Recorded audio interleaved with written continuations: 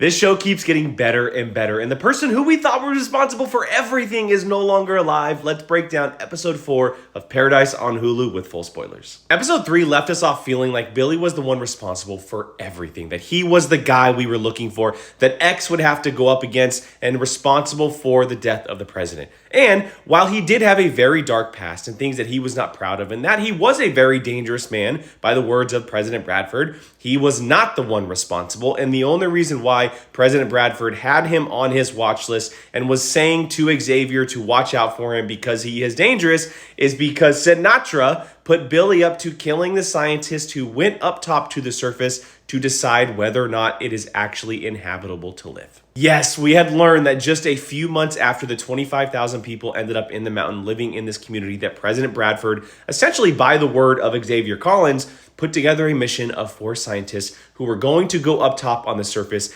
and study and find out information on whether or not it is actually inhabitable and whether or not there are people up there. Well, because of Sinatra and her devious plans of something that we don't really know what is going on as of now, she hired Billy and brought Billy into this community because he is a very dangerous person who has a very long history as a mercenary, as a murderer. He has tactical training and someone who can take out scientists of information she doesn't want to get out there. Like she says in this episode, why would we want to go back up top? Even if it is livable, it's not sustainable. We have everything we want down here. And now it's very clear that she's trying to essentially keep everyone down in the mountain. And quick side note, I kind of agree with her. Like if there was some type of apocalyptical destruction going on up top on the surface, I wouldn't want to live there either. But it's about how she's doing it. She is controlling everybody. She is the one in power. She came into some massive power, so much more than what President Bradford had. She was controlling everything, and that is still going on to this day.